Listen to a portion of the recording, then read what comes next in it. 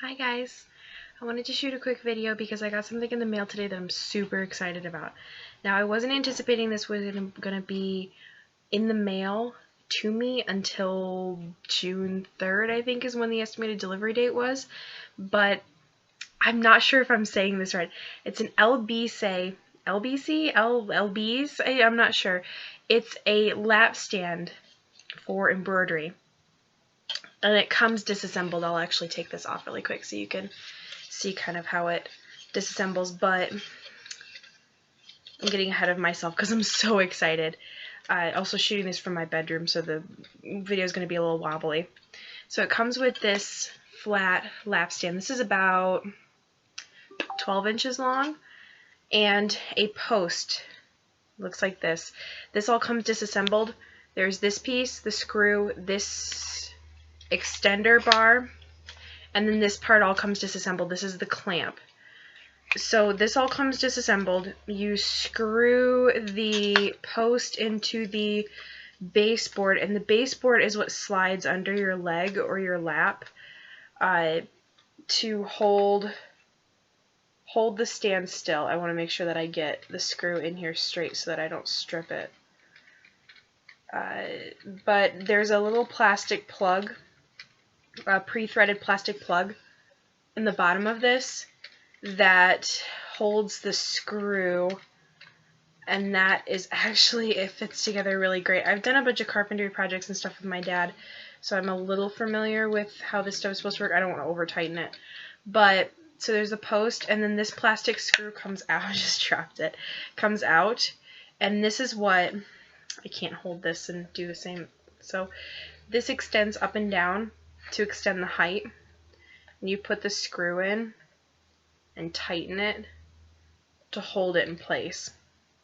So like I would slide this under my leg. I'm sitting cross-legged right now. I would slide this under my leg and then pull this up. It only goes up to about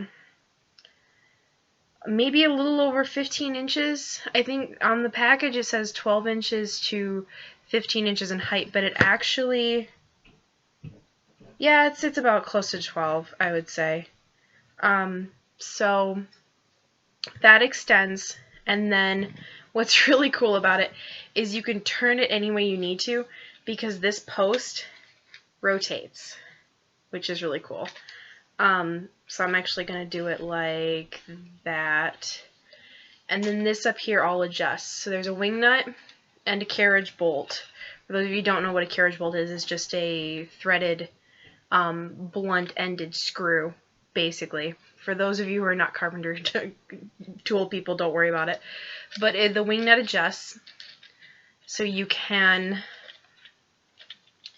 tilt this any way you need to, and then say you want it to be here, and you tighten it, and it stays. It doesn't move. The other thing is that you can, this is supposed to also fit scroll frames, so not just regular embroidery hoops like this. It will also fit scroll frames. And my scroll frame is packed away because I don't like using it.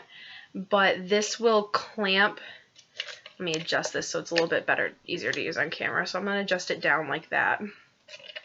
And then it will hold, so let's pretend there's embroidery in here. It will hold your hoop for you so that you don't have to. And this is why I wanted this so much, is I'm starting to get into more intricate stitches that aren't just linear stitches that I need both hands for. And look at this. I mean, well, I need to tighten the bolts a lot more, but it holds it really well, and I'm just so happy about this. So like I can sit like this and have both hands free to sew with, because I need both hands to do stem stitch, and I need both hands to do French knots and lazy daisies and all kinds of different stuff that I'm getting into. This can be used with any size hoop up to a 12-inch hoop, and a normal size scroll frame. Like I said, I don't like scroll frames, but that's because the scroll frame that I have has really cheap hardware and the wood is not very good. I think I got it for 15 bucks from Joann's or Michael's, I can't remember which one, but it was the first wooden frame that I ever saw, So I nabbed it up pretty quickly thinking that it was going to work. It's not bad for cross stitch. It works perfectly fine for cross stitch. But with hand embroidery type stuff, like this unicorn that I'm working on right now, like this guy, I need something that I can really, really control the tension on so the scroll frames don't work for me. So I'm actually just going to go ahead and get set up now that this is kind of all in the right spot. Also, I wrap my hoops with bias tape. This is probably... blue and black are kind of not ideal if you're working with normal colored fabrics because you don't want the colors to bleed.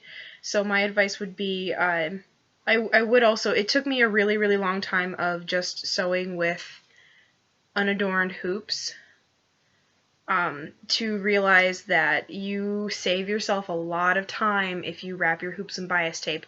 And the reason behind that is it will help the hoop catch your fabric and hold it. And that's what's really important, is the holding it, because it is, you know, before I was doing this, I was constantly having to tighten my fabric. Usually I do this on a flat surface, but I'm kind of improvising so that I can go ahead and get cracking. But, you know, hoop up like you normally would. That looks about, I'm stretching it just a tiny bit, but that's okay. I'm not going to do very much sewing. And then I usually roll the extra fabric up. It's also going to be very important that you roll your extra fabric up so that you don't end up sewing it to the back of your hoop, because you want to make sure everything is out of the way for when you're doing this. My cat just jumped up on the shelf next to my bed, so that was the jostle on the camera. Oh god, that holds that so well. Oh, I'm so excited. Get my pincushion. What do I want to do? I'm doing a variety of things with this one particular project. This is my first time hand embroidering with metallic thread. So there's a magnet on my computer. I'll just do that. So I'm experimenting a little bit. This fabric is a little thin, so I need a black background. With hand embroidering with metallic thread. And that's been really fun. Metallic thread doesn't behave like normal embroidery floss does, so it's been a little bit of a learning curve. But I'm also experimenting with mixing colors. So I've been doing, I did a white outline on the unicorn itself, and then her mane is white with, so like 2 strings of white and then 1 string of a metallic thread. And I've been varying between gold, silver, and iridescent white. And then her horn is gold stem stitch, and then everything else is just normal DMC thread.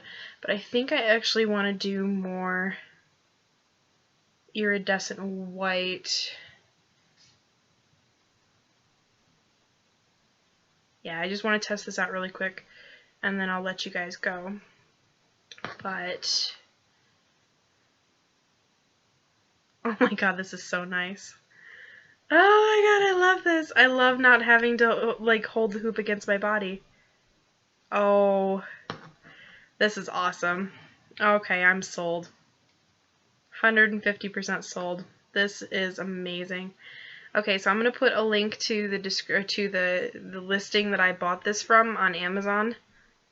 $24.99 for this stand. There's one that is just the clamp. It's just the clamp and this vertical extender bar. This vertical extender bar right here for $14.99. It comes from the UK. This is the only place that I have been able to find it online. And I have seen other ones like this, but the clamps were all wood.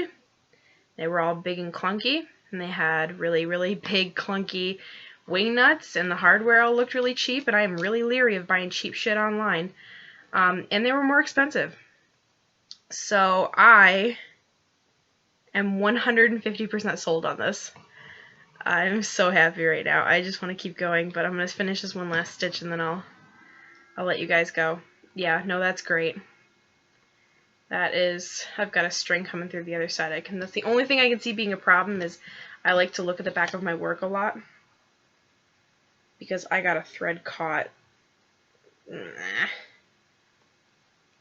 I I should make some other embroidery videos on what not to do and the things that I've been doing for years that I really should not be doing after having read multiple books and done a lot of research of things that you shouldn't do. So I'm going to go ahead and let you guys go. Again, listing for this will be posted in the video description, because if you're an intermediate to advanced stitcher who doesn't use a stand at all, I would recommend giving it a whirl. It definitely frees your hands up to be able to do more complicated stuff.